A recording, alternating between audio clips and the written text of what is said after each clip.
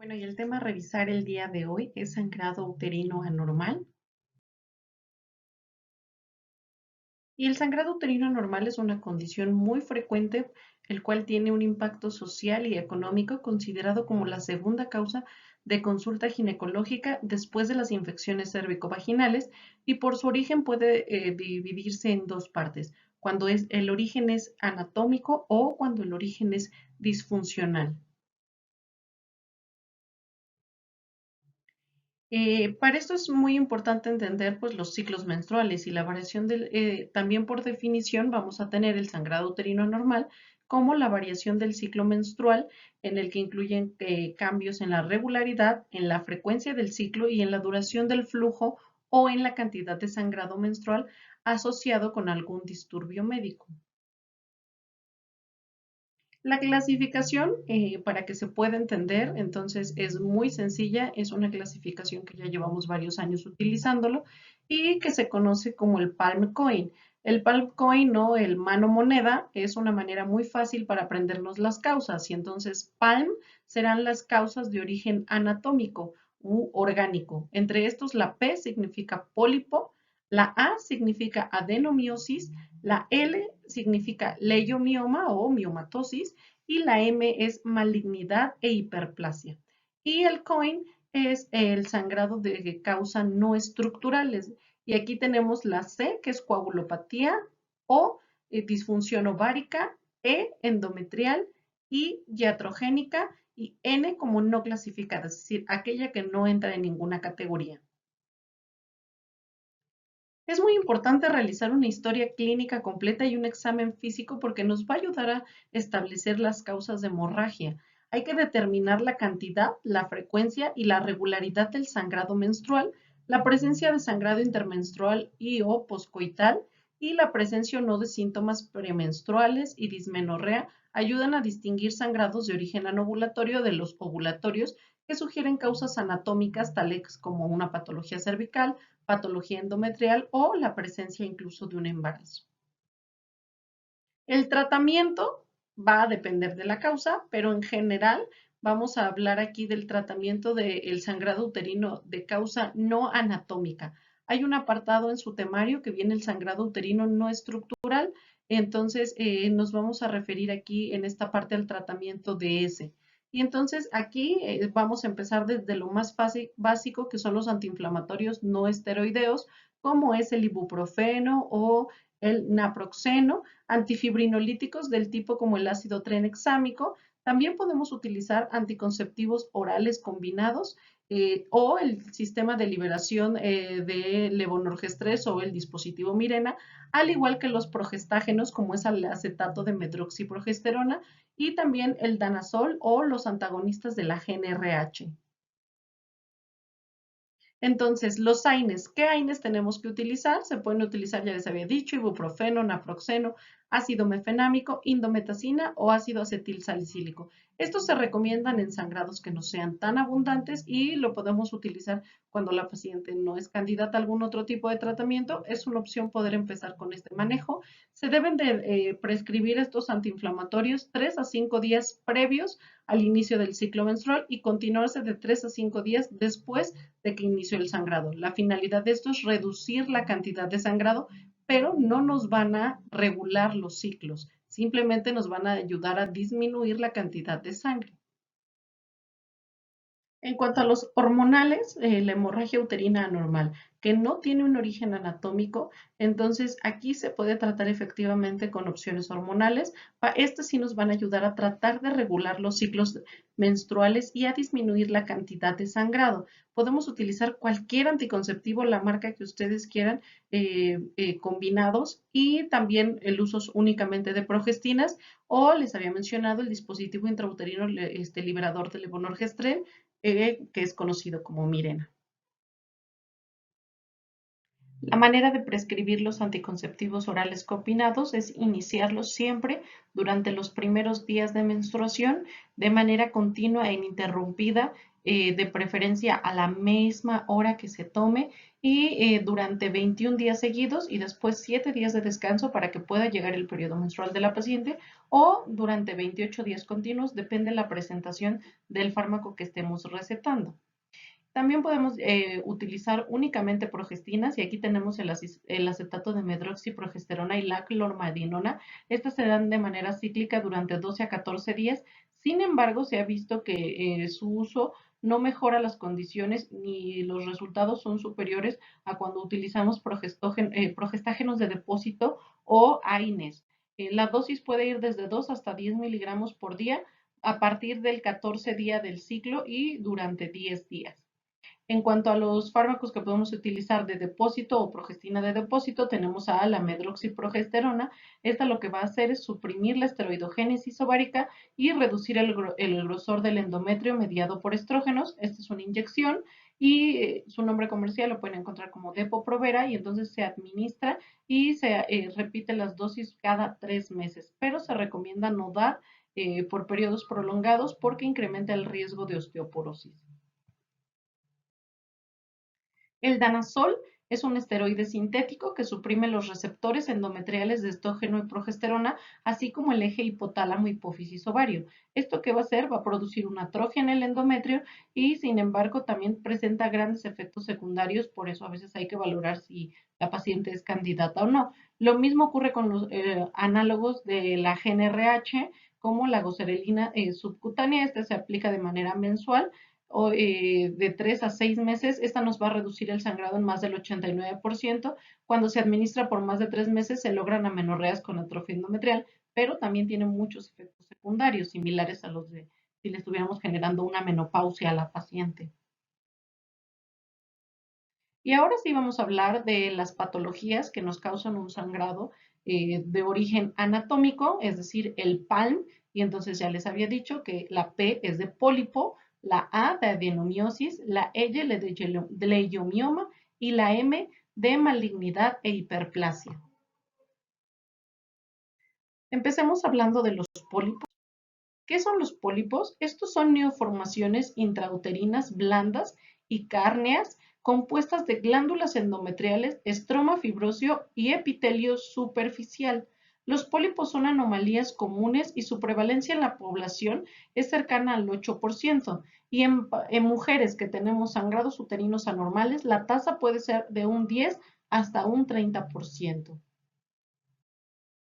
Los pólipos intactos pueden ser únicos o múltiples, medir milímetros hasta centímetros y también pueden ser sésiles o pediculados. ¿A qué me refiero con sésil o pediculado? A la base. Si tenemos una base lejana, entonces será pediculado, pero si la base no se diferencia del endometrio, entonces será un pólipo sésil.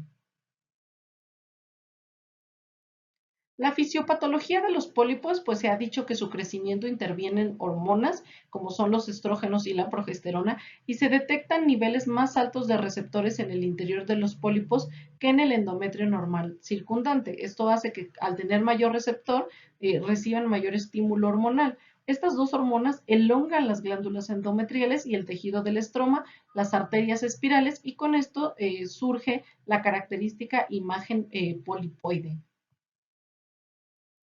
¿Cuáles son los factores de riesgo para presentar estos pólipos? Pacientes obesas, edad avanzada y también el uso de tamoxifeno. ¿Qué es el tamoxifeno? Este es un agente no esteroideo con una potente acción antiestrogénica, antagonista y una acción agonista parcial. Este va a bloquear los receptores de estrógenos en la mayoría de los tejidos hormonales por unión al receptor e induce un cambio conformacional. ¿Para qué se utiliza el tamoxifeno? Para tumores de mama con receptores de estrógeno positivos, porque ya les había dicho, entonces va a bloquear los receptores de estrógeno, entonces por eso se utiliza como un tratamiento coadyuvante en el manejo del cáncer de mama. ¿Cuál va a ser el cuadro clínico de mi paciente? Puede estar asintomática y que se identifiquen cuando realicemos algún otro estudio por alguna causa diferente, o puede ser que sea la paciente que nos llega con hemorragia abundante en los ciclos menstruales o en el lapso intermenstrual. La hemorragia puede provenir de rupturas en el epitelio superficial por una inflamación crónica y mayor fragilidad vascular o necrosis apical del tejido isquémico. Y también podemos tener pacientes con problemas de infertilidad. ¿Cuándo hablamos de infertilidad? Cuando la mujer teniendo relaciones sexuales de manera continua no consigue un embarazo en un periodo mayor a un año. Aquí vemos unas imágenes de un ultrasonido Doppler en el que se alcanzan a ver un incremento en el grosor del endometrio y al aplicar flujo Doppler vean cómo se nota el vaso sanguíneo. También se puede hacer una histerosonografía. En la histerosonografía se mete solución salina a través del orificio cervical para poder visualizar la cavidad endometrial, y aquí en el fondo de la segunda imagen del lado derecho podemos ver el pólipo con mayor facilidad. También se puede hacer a través de histeroscopía. El histeroscopio pues es una cámara que se introduce por el orificio cervical y nos permite visualizar de manera directa la cavidad endometrial. Aquí podemos identificar perfectamente el pólipo e incluso nos sirve como diagnóstico, pero también como tratamiento. A través del mismo procedimiento podemos realizar la resección del pólipo. En cuanto al tratamiento, los pólipos son benignos, esto hay que aclarárselo a nuestras pacientes, y solo en el 5% de ellas se ha observado una transformación premaligna y maligna. ¿Cuáles son los factores que incrementan el riesgo de malignidad? Que esto lo presentemos en pacientes menopáusicas, que los pólipos sean más de 1.5 centímetros o hemorragia anormal y el antecedente de uso de tamoxifeno. El tratamiento se puede hacer por medio de histeroscopía, como les había mencionado. A través del histeroscopio podemos extraer el pólipo y lograr su ablación o su fragmentación electroquirúrgica, es decir, irlo retirando por pequeños fragmentos mientras se va cauterizando al mismo tiempo. O durante la polipectomía por histeroscopía se considera la obtención de muestras del endometrio circundante en personas que tienen los factores de riesgo. Entonces, la histeroscopía nos sirve para mucho, para diagnóstico, para tratamiento y además para obtención de muestras para enviar a histopatología y detectar si hay algún dato de malignidad. Ahora vamos a hablar de los leiomiomas o mejor conocidos como miomas o en algunos lugares también se le llaman fibromas. Los leiomiomas son neoplasias benignas compuestas del músculo liso y de manera típica surgen en el miometrio. A menudo se les conoce como miomas y también se les denomina coloquialmente como fibromas. Se señala que su incidencia en las mujeres en general es de un 20 a un 25%, es decir, de todas las mujeres, hasta de 10 mujeres, 2 pueden llegar a presentar miomas, es decir, es una patología muy, muy común, pero puede alcanzar niveles hasta de un 70 a un 80% en estudios que utilizan la exploración histológica o ecográfica. Los leiomiomas son masas redondeadas de consistencia elástica que después de seccionados muestran una disposición en espiral. Tienen una autonomía evidente respecto del miometrio circundante, gracias a una fina capa de tejido conjuntivo externo que los va a dividir del miometrio sano, y los leiomiomas contienen células de músculo liso, elongadas, dispuestas en haces densos. Aquí vemos una imagen de unos leiomiomas ya extirpados. Vean que aunque dependen o se forman del mismo músculo, del mismo miometrio, se pueden diferenciar perfectamente del demás tejido, porque aquí el músculo liso se puede sustituir por algunos productos de degeneración que aparecen después de la necrosis. Y entonces estos miomas pueden degenerar y puede haber una degeneración hialina, se pueden calcificar, se pueden hacer quísticos, mixoides, rojos o adiposos. Cada leiomioma proviene de un solo miocito de origen, y los leiomiomas son masas sensibles a estrógeno y progesterona, por consiguiente aparecen y evolucionan en los años de vida reproductiva. Después de la menopausia, por lo regular se van a contraer y muy pocas veces surgirán tumores nuevos porque ya no existe este estímulo hormonal. Es posible que estas hormonas esteroides sexuales medien su efecto al estimular o al inhibir la transcripción o la producción de algún factor de crecimiento celular, y entonces no se inhibe este factor de transcripción y eso va a hacer que este miocito crezca de manera descontrolada. La clasificación, de acuerdo a su localización y la dirección de crecimiento, tendremos subserosos, intramurales y submucosos. Los subserosos se originan en los miocitos junto a la serosa uterina y crecen en sentido externo, es decir, por fuera del útero. Los intramurales muestran un crecimiento orientado al interior de las paredes uterinas y los submucosos están cerca del endometrio y su crecimiento se dirige a la cavidad endometrial. También hay otros sitios donde se pueden encontrar. Esta es la clasificación que viene en la guía de práctica clínica. Vemos igual submucoso, intramural, subseroso, pero también lo podemos encontrar en el cérvix, en los cuernos o entre los ligamentos, ¿no? Intraligamentoso corporal. Y de acuerdo a su tamaño, la clasificación radiológica los vamos a dividir en miomas de pequeños elementos, cuando el diámetro es igual o menor a 2 centímetros, miomas de grandes elementos, cuando miden de 6 a 20 centímetros, perdón, me salté miomas de medianos elementos, este es entre 2 a 6, y miomas gigantes cuando pueden llegar a medir hasta más de 20 centímetros. Entonces, recapitulando, pequeños, menos de 2, medianos, menos de 6, pero más de 2, y grandes más de 6 pero menos de 20 y gigantes más de 20 centímetros. Aquí tenemos una imagen que resume la clasificación de los miomas. Tenemos los miomas subserosos, hay de dos tipos. Tenemos el pediculado, cuando se tiene un pequeño tronco en la base, o este es un mioma sésil, pero ambos son subserosos, es decir, su crecimiento se da hacia la cavidad abdominal. Tenemos el mioma intramural y los miomas submucosos, que estos el crecimiento se da hacia la cavidad endometrial. Hay otra clasificación de la FIGO que salió junto con el Palm Coin y aquí nos da en base a la localización. Lo mismo está como submucosos, como otros, o como leiomiomas híbridos, y son 8 categorías. El 0 es el pedunculado intracavitario, el 1 cuando el menos del 50% es intramural, el 2 cuando igual o mayor al 50% es intramural, el 3 cuando contacta con el endometrio, pero es 100% intramural, el 4 cuando es intramural nada más, el 5 es subseroso con más de un 50% intramural, el 6 es subseroso con menos de un 50% intramural, el 7 es subseroso pedunculado y el otro en alguna otra localización. La más fácil, la que necesito que se aprendan es la anterior y en base al sitio de localización y en base al tamaño.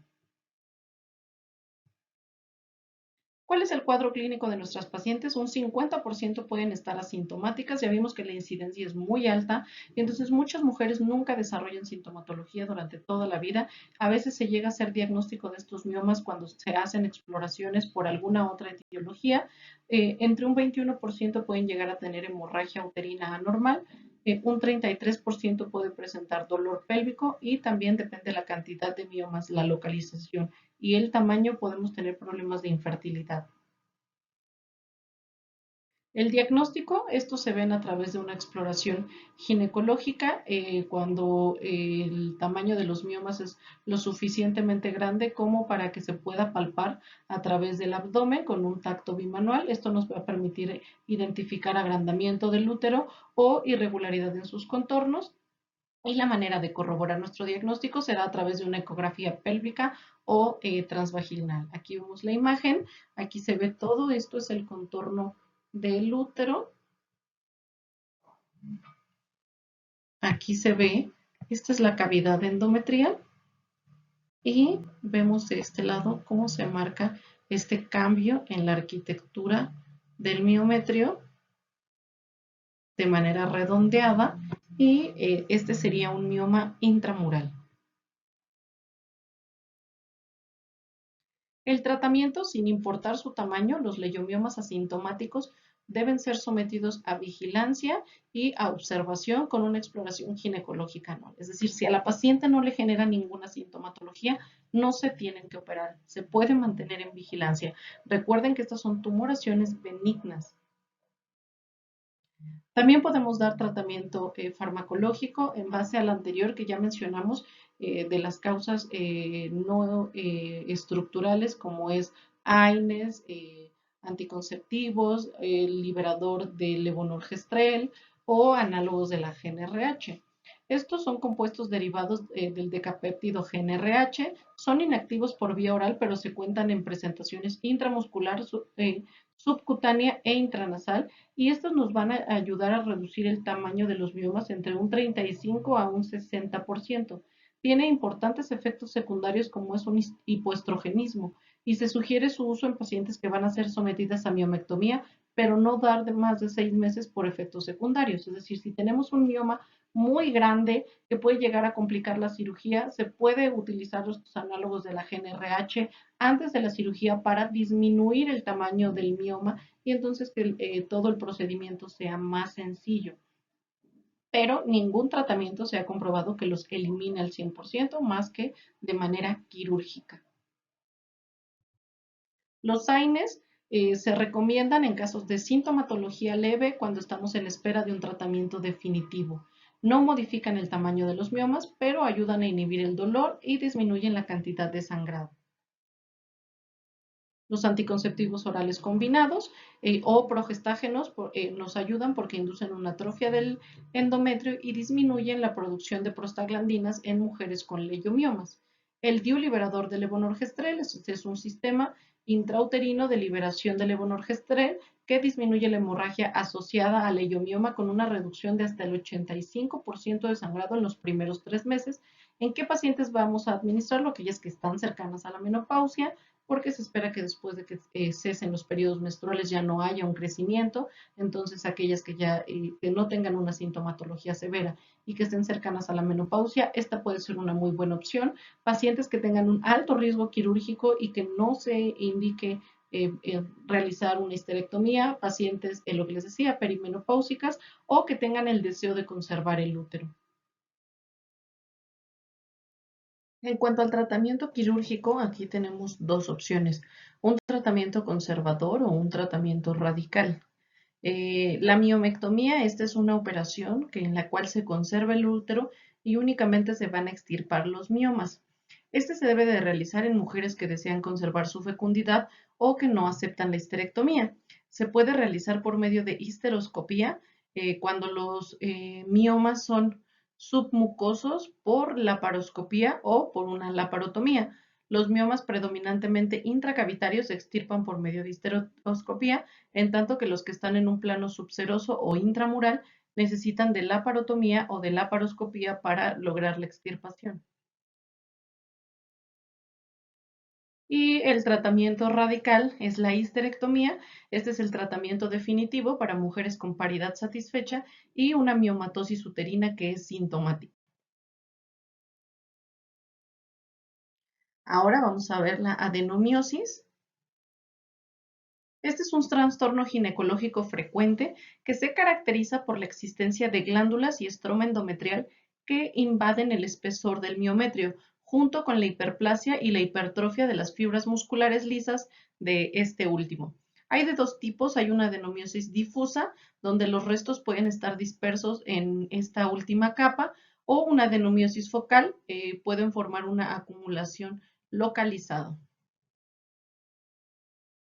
¿Por qué se presenta esta patología? La teoría más difundida en cuanto a la génesis de la adenomiosis describe la invaginación descendente de la capa basal del endometrio, perdón, en el interior del miometrio. La superficie de contacto entre el endometrio y el miometrio tienen la característica de no poseer una submucosa intermedia. Esto permite que estas células se invaginen e invadan el miometrio y por consiguiente, incluso en úteros normales, el endometrio suele invadir de manera superficial el miometrio. Se desconocen los mecanismos que inducen la invasión profunda En algunos casos, la vulnerabilidad de dicha capa proviene de algún embarazo anterior o de alguna cirugía uterina y es posible que intervengan estrógenos y progesterona en la génesis y perpetuación del trastorno. Por ejemplo, la adenomiosis surge durante los años de la reproducción y muestra regresión después de la menopausia.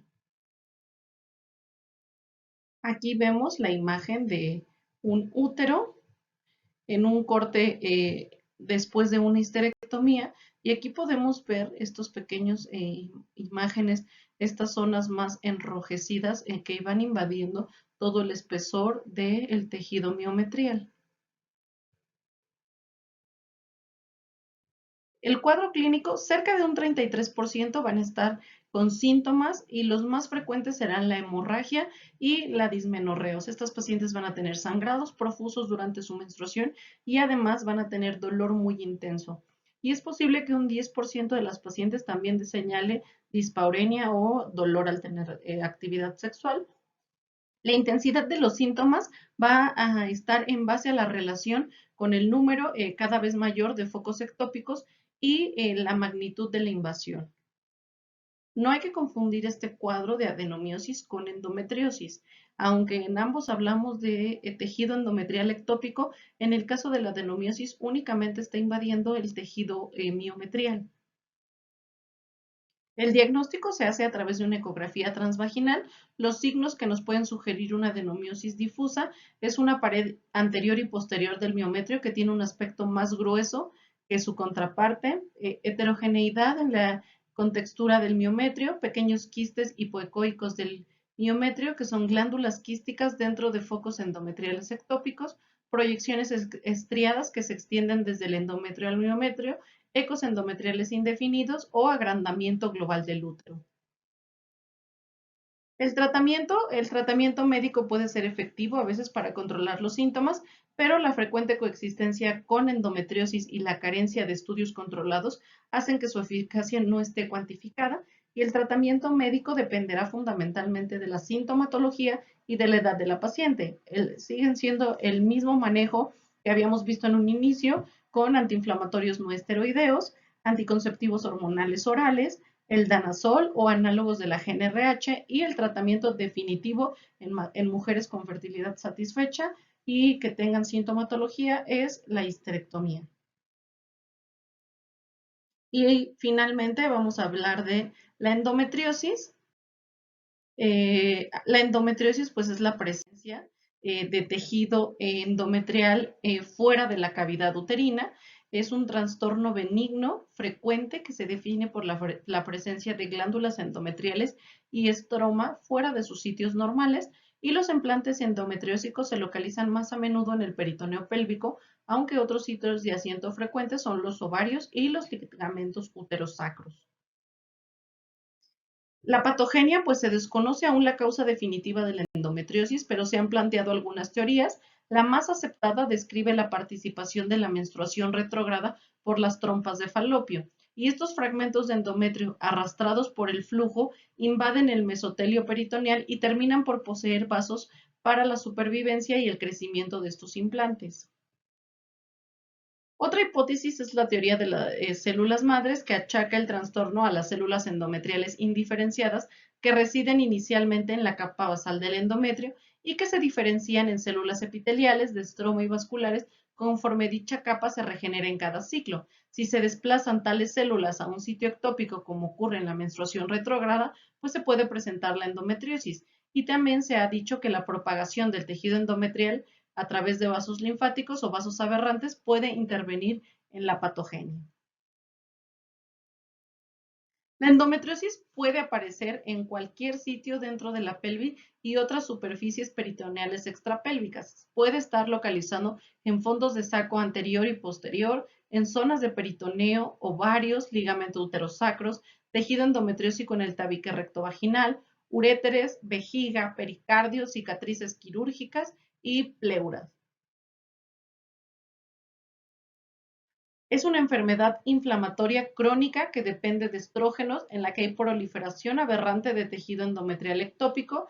En estos comentarios se usará el término endometrio eutópico para aquel que reviste la cavidad uterina, en tanto que el endometrio ectópico es el que se sitúa fuera de la cavidad. La clasificación, el método primario para diagnosticar la endometriosis es visualizar las lesiones de este tipo por laparoscopía. O sea, el gold estándar para el diagnóstico es la laparoscopía con toma de muestra para confirmación histológica por biopsia o sin ella. La extensión de la endometriosis varía ampliamente de una mujer a otra y por eso hay una clasificación que permite cuantificar la enfermedad.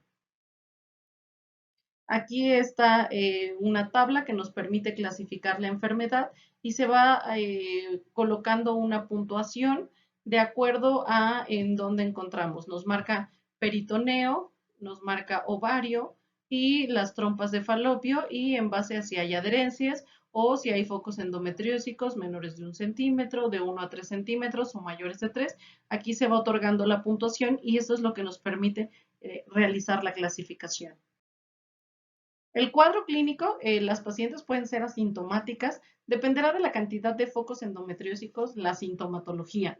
Entonces, aquí el síntoma más común es dolor pélvico crónico, dismenorrea incapacitante, que puede hacer que la paciente no pueda realizar sus actividades, dispaurenia, dolor no cíclico, dolor a la defecación, incluso puede haber disuria cuando invade ureteres o vejiga y dolor en la pared abdominal. El diagnóstico se hace a través del ultrasonido, que nos permite identificar la presencia de endometriomas, que son tumores a nivel de los ovarios, y estos endometriomas están llenos de sangre. Facilitan la exclusión de otras causas de dolor pélvico y la resonancia magnética que nos facilita la planeación quirúrgica. Y pues ya les había mencionado que la laparoscopía constituye el gold estándar para el diagnóstico de endometriosis porque nos permite visualizar de manera directa las lesiones. Las lesiones tienen un color variable y pueden ser rojas, rojo vivo, rosado claro, blancas o negras, como dicen granos de pólvora. Aquí vemos en esta imagen de una laparoscopía cómo se ven los focos endometriósicos que están invadiendo intestinos y la pared uterina. Incluso aquí se ven adherencias. El tratamiento es el mismo que hemos visto en casos leves para manejo del dolor. Podemos utilizar AINES, como es el ibuprofeno, el naproxeno, el ácido mefenámico o el ketoprofeno. Anticonceptivos hormonales combinados, porque estos inhiben la liberación de gonadotropina, disminuyen el volumen menstrual y desidualizan los implantes. Progestágenos, la familia de hormonas mencionadas, suele utilizarse para tratar la endometriosis, antagoniza los efectos estrogénicos del endometrio y causan una desidualización inicial y más adelante la atrofia de dicha capa. En el tratamiento de la endometriosis se administran progestágenos en una píldora ingerible, que es el acetato de medroxiprogesterona de depósito, el acetato de noretindrona o el sistema intrauterino que libera levonorgestrel, Mirena, también nos va a ayudar. Análogos de la GnRH por 3 a 6 meses, andrógenos como es el danazol. El danazol es un derivado sintético de la 17-alfa-etiniltestosterona y como acción predominante suprime el incremento mesocíclico de la LH para inducir anovulación crónica. La administración de danazol por vía oral, dosis de 200 miligramos cada 8 horas, ha tenido efectos mejores que cuando se les administra placebo para disminuir los implantes endometriósicos después de 6 meses de tratamiento. Y el tratamiento quirúrgico es la extirpación de la lesión y la lisis adherenciales. La laparoscopia es el método primario para el diagnóstico de la endometriosis y además ahí mismo, aparte de realizar el diagnóstico, nos permite facilitar el tratamiento para quitar adherencias y extirpar las lesiones. Se extirpan los endometriomas y también se puede hacer una neurectomía presacra en algunas mujeres, el corte de los nervios presacros que están dentro del espacio homónimo puede aliviar el dolor pélvico crónico, porque esto puede llegar a ser una enfermedad tan severa que afecte la calidad de vida de nuestras pacientes. Y en algunos casos, cuando ya tienen fertilidad satisfecha, una histerectomía total abdominal con o sin salpingo o forectomía bilateral.